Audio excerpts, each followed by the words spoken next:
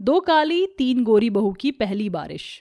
सावन में मोरनी बनके मैं तो छम छम नाचूं, हो मैं तो छम छम नाचूं।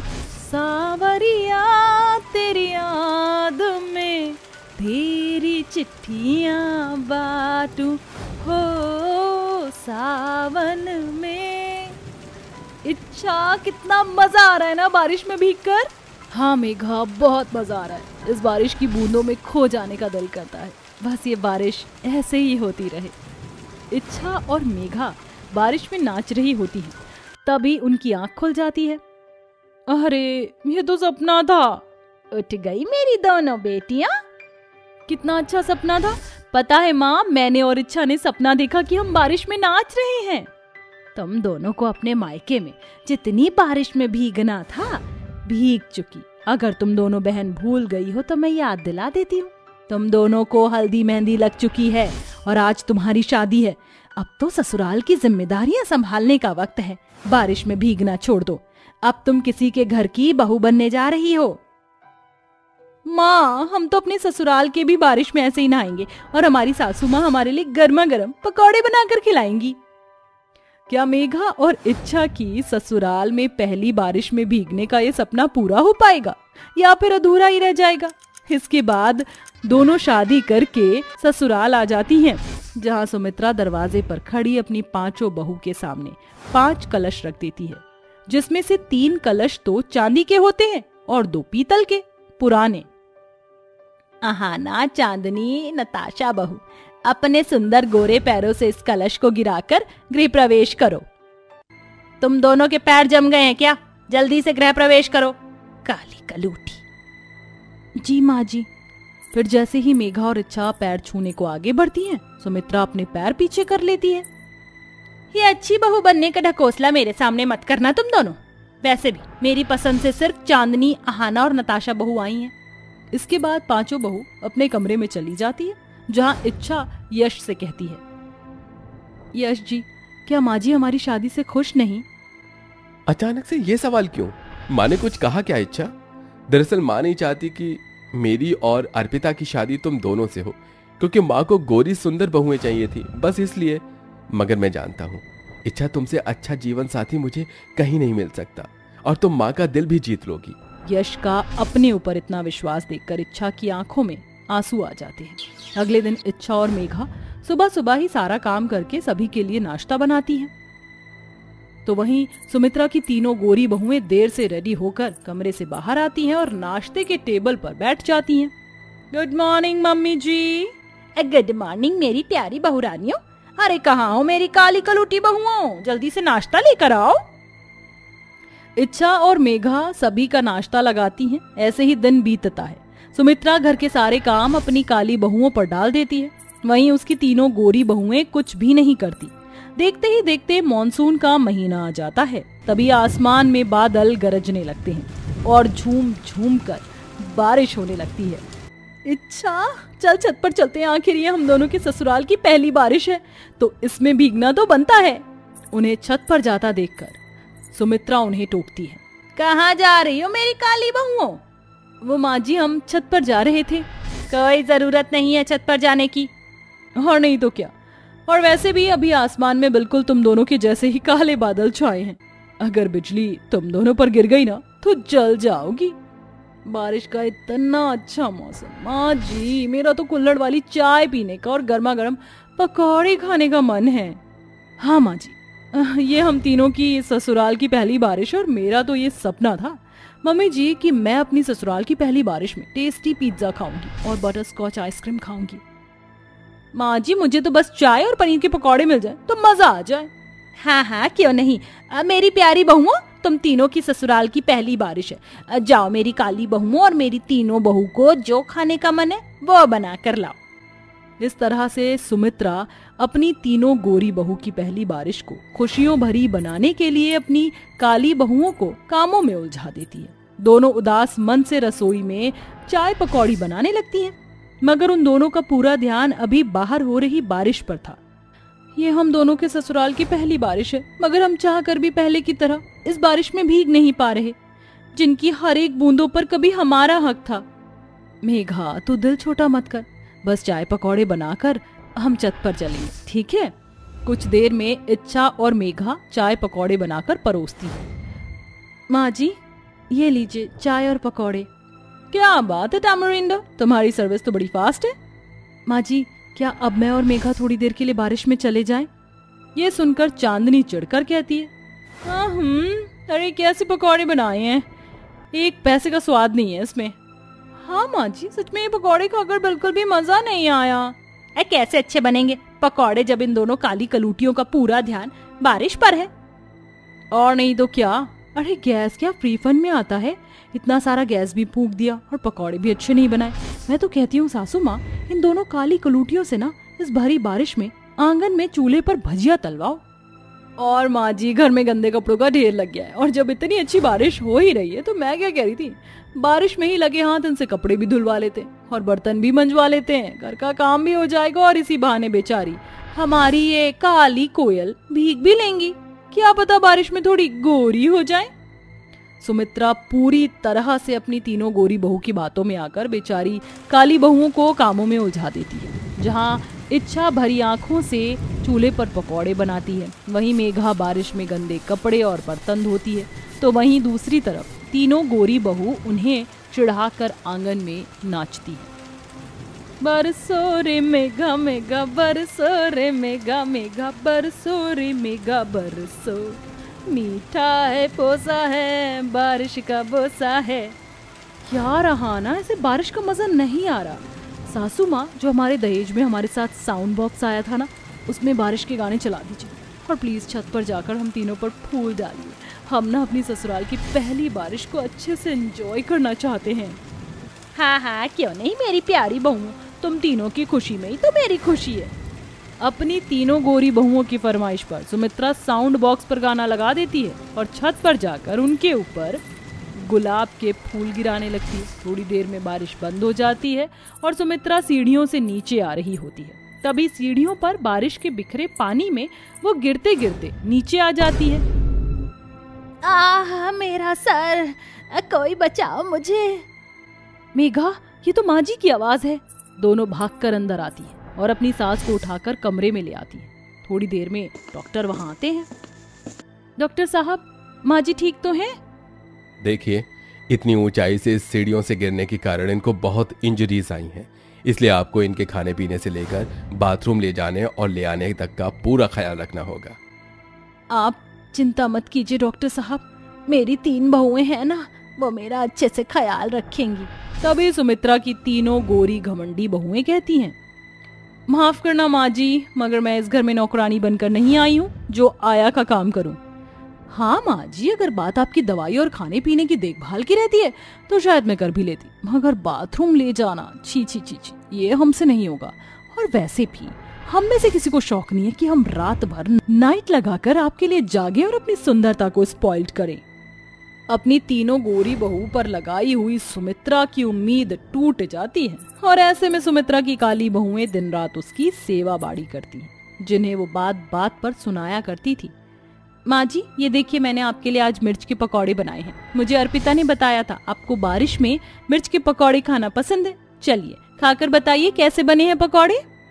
मेघा अपने हाथों से अपनी सास को पकौड़े खिलाने लगती है। तभी सुमित्रा की आंखों में आंसू आ जाते हैं। ये क्या माँ जी, आप रो रही हैं? इच्छा बहू मेघा बहू, तुम दोनों मुझे माफ कर दो। एक लड़की जब अपना घर छोड़कर ससुराल आती है तो इसके कई सारे सपने होते हैं और मैंने अपनी गोरी बहू की बातों में आकर तुम दोनों की ससुराल की पहली बारिश का सपना तोड़ दिया। कोई बात नहीं माँ जी, बारिश तो हर साल आती है, मगर माँ जी आप हमारे लिए ज्यादा जरूरी हैं। आखिर में सुमित्रा की आंखें खुल जाती हैं। अब उसे अपनी काली बहुओं की कदर समझ आ जाती है और तभी एक बार फिर झमाझम बारिश होने लगती है और सुमित्रा अपने आंसू पोंछ कर कहती है, जाओ मेरी बहुओं और समझ लो यही तुम दोनों की ससुराल की पहली बारिश है। इसके बाद इच्छा और मेघा अपनी ससुराल की बारिश में खुशी से नाचती हैं और सुमित्रा उनके लिए पकौड़े, चाय और बहुत कुछ बनाकर उन्हें खिलाती है। लेकिन क्यों माँ, अर्नब में क्या बुराई है? वो मुझसे बहुत प्यार करता है और मेरा बहुत अच्छे से ख्याल रखेगा। मैं उसके साथ शादी के बाद बहुत खुश रहूंगी। संगीता बेटा, तुम समझने की कोशिश क्यों नहीं कर रही हो? अर्नव बस तुम्हारे पैसों से प्यार करता है, तुमसे नहीं। शादी के बाद वो तुम्हें ढंग से 2 वक्त की रोटी नहीं खिला पाएगा और तुम उससे ये उम्मीद लगाए बैठी हो कि वो तुम्हें जिंदगी भर खुशियां देगा। संगीता बेटा, हमने तुम्हें बड़े नाजों से पाला है। बचपन से लेकर अब तक तुम्हारी हर छोटी बड़ी ख्वाहिश पूरी की है। तुम आज तक बिना गाड़ी के कहीं भी नहीं गई हो, बिना एसी के तुम 5 मिनट भी नहीं रही हो। तुम्हारे कपड़ों से लेकर तुम्हारे जूतों तक और खाना पीना हमेशा ब्रांडेड ही रहा है। तुम उस अर्नव की छोटी सी झोपड़ी में कैसे रह पाओगी, मुझे तो समझ ही नहीं आ रहा है। डैड, मैंने कह दिया सो कह दिया। अगर मैं शादी करूंगी तो अर्नव से ही, वरना जिंदगी भर कुंवारी रहूंगी। मेरे लिए अर्नव का प्यार ही काफी है। उसके साथ मैं सूखी रोटी भी खाकर खुश रहूंगी। अगर आप लोगों ने मेरी शादी अर्नव से नहीं कराई तो इस घर से मेरी डोली की जगह मेरी अर्थी उठेगी। अपनी इकलौती बेटी के मुंह से ऐसी बातें सुनकर राजीव और ममता दोनों डर जाते हैं, जिसके बाद ना चाहते हुए भी उन्हें इस शादी के लिए हाँ करना पड़ता है। संगीता राजीव और ममता की इकलौती बेटी होती है। राजीव का एक बहुत बड़ा बिजनेस होता है और वो लोग बहुत अमीर होते हैं। अर्नव राजीव की कंपनी में एक मामूली सा एम्प्लॉय होता है। अर्नव और संगीता एक दूसरे से बहुत ज्यादा प्यार करते थे, लेकिन अर्नव की गरीबी की वजह से संगीता का परिवार अर्नव को बिल्कुल भी पसंद नहीं करता था। लेकिन आखिरकार अपनी बेटी के आगे राजीव और ममता को झुकना ही पड़ता है और देखते ही देखते कुछ ही महीनों में संगीता और अर्नव की शादी हो जाती है। संगीता बहू, तुम्हारा हमारे छोटे से घर में स्वागत है। तुम्हारे ससुराल वाले तुम्हारे मायके वालों की तरह अमीर तो नहीं है, लेकिन यहाँ तुम्हें कभी प्यार की कमी नहीं होगी। मुझे और अपने ससुराल को अपने माता पिता की तरह ही समझो और अपने आप को हमारी बेटी। माँ जी, घर पैसों से नहीं बल्कि प्यार से बनता है और मेरे लिए तो आप सबका प्यार ही काफी है। आपने मुझे अपनी बेटी कहा, इससे बढ़कर मेरे लिए और क्या हो सकता है?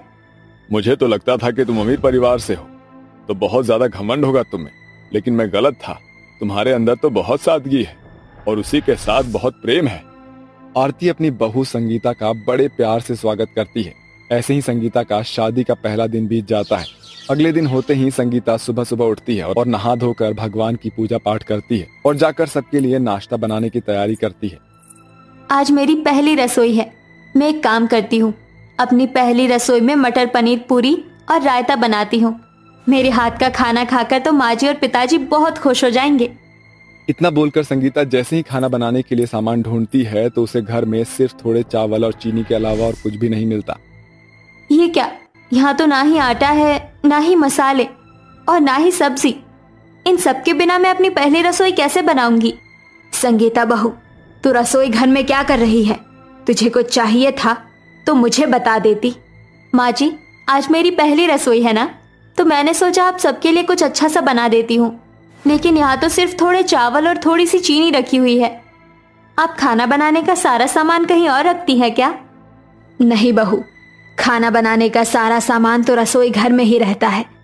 तुम तो जानती ही हो ना हमारा कितना गरीब परिवार है।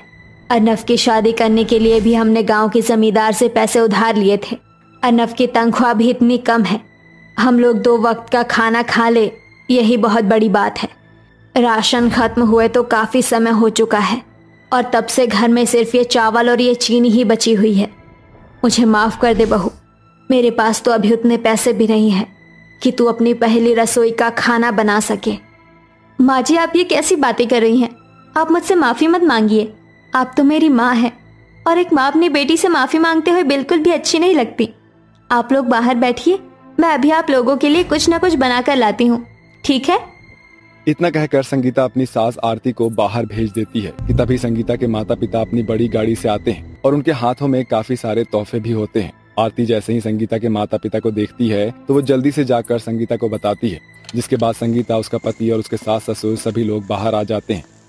आप लोग आइए आइए, अरे बैठिए। आप लोगों का यहाँ अचानक से कैसे आना हुआ? हम अपनी बेटी से कभी दूर नहीं रहे, हमें उसकी बहुत याद आ रही थी, इसलिए सोचा कि उससे जाकर मिल लेते हैं। हमारी बेटी कैसे रह रही होगी यहाँ। संगीता बेटा, ये देख, मैं तेरे और तेरे ससुराल वालों के लिए कपड़े और कुछ मिठाइयाँ लेकर आया हूँ। अगर तुझे कभी भी पैसों की जरूरत पड़े तो तू मुझे बता देना। मॉम, डैड, आप लोग यहाँ आए और आपने मेरे और मेरे ससुराल वालों के लिए इतना सोचा, यही मेरे लिए काफी है। लेकिन ये सब मुझे नहीं चाहिए। मैं अपने ससुराल में बहुत खुश हूँ और यहाँ मुझे बहुत प्यार मिल रहा है। आप लोग आए, यही मेरे लिए काफी है। आप लोग बैठिए, मैं आपके लिए कुछ खाने को लेकर आती हूँ। जहाँ संगीता के मायके वालों की बात सुनकर संगीता के ससुराल वालों को बुरा लगता है, वहीं पर बहू की ऐसी बातें सुनकर वो बहुत ही खुश हो जाते हैं। जिसके बाद संगीता जल्दी से अंदर जाती है और चूल्हे पर बैठाकर चावल और चीनी में थोड़े से रखे हुए दूध से खीर बनाती है और सबको लाकर देती है। अपनी बेटी को चूल्हे पर खाना बनाता हुआ देखकर ममता की आंखों में से आंसू आ जाते हैं और वो खुशी खुशी अपनी बेटी की बनाई हुई खीर खाती है। मेरी बेटी आज तक किचन में नहीं गई और वो अपने ससुराल में चूल्हे पर खाना बना रही है। समधन जी, आप बिल्कुल फिक्र मत करिए। आपकी बेटी इस घर की बेटी है। हम उसे भले ही दौलत, शोहरत, पैसा ना दे पाए, लेकिन उसे प्यार देने में कमी नहीं रखेंगे।